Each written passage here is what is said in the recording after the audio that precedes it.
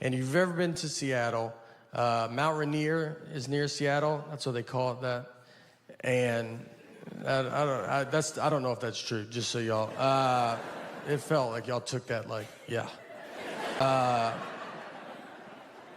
So we were going out to Mount Rainier, and I was with a buddy of mine. And Mount Rainier is it's the third biggest mountain in America. It's a good one to go to. I don't know who number 1 or number 2 is, but maybe one day it will be number 1, you know? Do mountains keep growing? I don't think we know that yet. It's a good time to see it. It doesn't have the attitude of a 1 or a 2. I think I was buying a tree. I don't really know. But I tried to give him cash, and he was like, oh, you got to do a credit card. I was like, okay. So I give random iPad all my family information. It was $75. So he's like swipes the card. And then after it goes through, just so you know, it's a monthly charge. Yeah. He told me after. And he was like, look, you can cancel it on the website. I was like, I don't even know what's going on right now.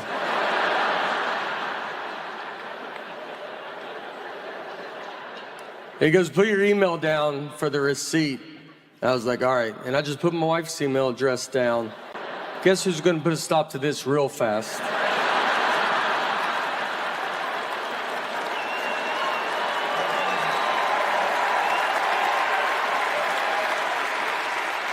She'll have that tree cut down tomorrow.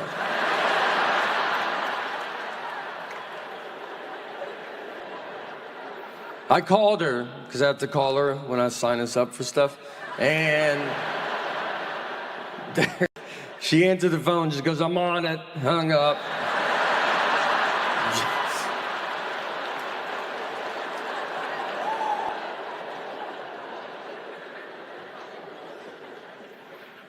Things are going super well. You started this new company called the Nateland, Nateland Company. Nateland. And it's a production company. You're making family-friendly comedy specials on YouTube right now. Yeah, right now the Showcase is on Nateland Entertainment. It's the Showcase is Nateland? out. Nateland Entertainment. But then you tell us it's Nateland.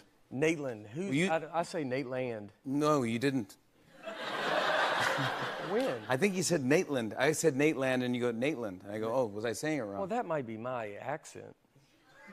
That shouldn't count as me mispronouncing it. You should be able to read through and go, he doesn't even know what he's talking about. Like that's...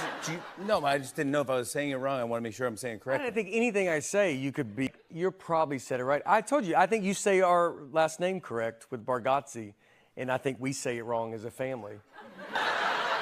Bargatze. For years, I've been calling you Nate Bargatze. Yeah, and I just went with that because you were so big, it was easier just to... It's just easier to do whatever you choose. You go. I don't want to name you, though, but your name's Nate Bargatze.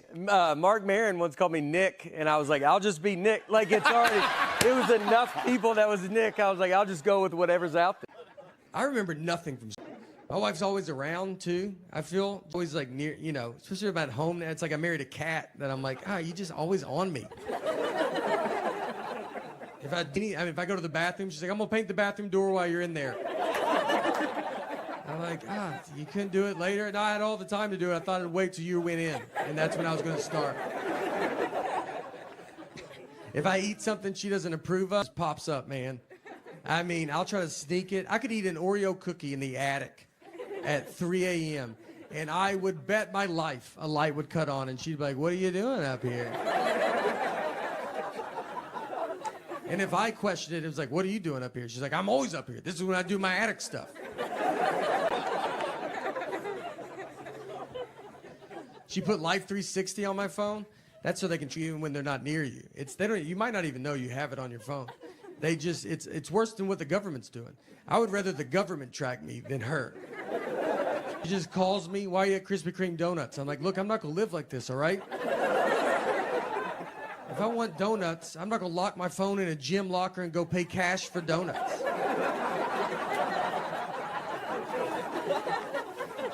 Done it, but I'm not gonna do it every time. God forbid I go to a store she has a coupon for. I mean, I'll be walking into the parking lot just to get a call, buy anything, I have a coupon. I'm like, do you think I'm gonna come home and get that coupon? Is things about to happen? I'm gonna try to pay more now that you called. I don't even know if Target allows that, but I'm gonna try to negotiate up on this toothpaste. You better hope they don't round up. I'm rounding up. I hate coupons so much, and she's addicted to them. She will not let me leave. Like, I got a coupon. I'm like, I just feel so stupid. I'm buying deodorant, and I'm like, I don't have all the money, but I'm almost there. But I do have this coupon. One day, I hope to be able to pay full price. We are saving up as much as we can. My dad is a magician. He's done that my entire life. He was a clown at the very beginning, just in case you're like, how do you get into something like that? He goes clown and magic. There's 2 steps. You can take them in either order. I was born, he was a clown. It was never weird to me. I thought everybody's dad was a clown. My first memory of my life is I was 5 years old, and I remember my mom walked me out to the front yard, and my dad pulled up with this old red Mazda. He's dressed as a clown. That doesn't even faze me. That's just how he left. How else would he come home? And the Easter Bunny was in the passenger seat. That's the first thing that I remember to my life. If you want to know how you get into comedy, that's a pretty good nudge. And I remember it didn't fit, the Easter Bunny head didn't fit in the car, like he couldn't sit normal, so his head was bent to the side. And I remember he had his seatbelt on, and he's just like, and I was like, I like to think about all the other people that saw that just in the car next to him, just at a red light. You're like, I didn't even know they hung out like that. So me and my dad, he just does magic now, and he's very good at what he does. He's very funny, and we do shows together. So one time magicians have conventions where they get together and they're buy and sell tricks, and they give a lecture, and they do this big show. So this guy was putting one together in Des Moines, Iowa, which is the birthplace of magic, something a lot of people don't know. And it's not, but it does sound like it could be. I don't know why. I said that in Des Moines, and people are like, I think I already knew that. They're like, no, he's right. So this guy calls me. He's like, your dad's performing this year, so we want you to come down, and we're going to make you appear out of a magic trick. I'm going to come out. I'm going to surprise my dad, surprise the audience. Everybody will go crazy, and then I'll do 5 minutes of stand-up, and that will end the show. He's like, it's going to be like a big deal. I was like, all right. I agreed to it. I fly to Des Moines. I'm hiding. I'm in my room. No one knows I'm there. The show starts, my dad's out performing, I climb in a box backstage. When my dad gets done performing, they ask him to stay and help, they push the box out.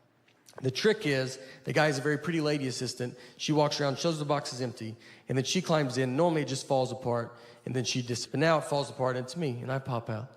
And you have to come out big. I don't know if you've ever appeared out of a magic trick, but if you do, you can't just be like, how you doing? You know, like, it's got to be a grand, like, can you believe it? And I look at my dad. His face is so surprised. He had no idea. But his eyes are just like, why would you ever do this? And I was like, this is not a good time to visit you. The audience is clapping, but they're not going that crazy. Like, the clapping starts dying down. And as I'm standing there, it's like hitting me. That I was like, I don't think they know who we are. That guy told me they did, and they don't. They don't know that's my dad. They don't know I'm a comedian. This looks like the stupidest trick they've ever seen. It doesn't make sense. Like, they're like, a pretty girl goes in, then just a whatever dude pops out. That's your trick? Your trick is backwards, sir. It's backwards. And now I got to do comedy, but they don't know I'm a comedian, so I get a microphone. They're like, he's going to talk to us now? How long is this trick? And when you do comedy in front of people not expecting comedy, it does not come off as comedy. It sounds like a mean speech. They were just like, get back in the box. Where's the girl? Is she fine? Can we hear? Thank you, everybody. It's exciting to be here. Mainly, I'm quitting comedy soon, so I don't want you guys to worry about it. I'll get out. I mean, I can't get out yet, because for one, it's pretty tough to quit something no one knows you do. So there's that hurdle. There's actually no one even to quit to. Even if I wanted to quit, no one cares that I'm doing this. Like, I don't have a boss. I can't just call Cosby and be like, look, I'm out, all right? Here's why I do it. My dad is an entertainer as well. He's a magician, still is a magician. But just like he started as a clown. Like, I don't want to come up here and come off like I come from some rich magic family and I'm better than you guys, all right? He paid his dues, his clown dues. It's weird when your dad's a clown, though. It's weird every day. It made me not like clowns, you know? Like, because have you ever been yelled at by a clown? I have. Yeah. Do you know how confusing that is to get screamed at by a guy that's got a smile painted on his face? You're like, is this good? It's not good. He was a clown until I was about 12 years old. And from experience, I can tell you that's about as long as you want your dad to be a clown. Like when you're 6 and 7, there's some perks. But like when you're 12 and 13, kids at school are like, is he still doing that? You're like, you know what, guys, just off and on, all right? He is almost full-time magic. So let's take it easy, maybe.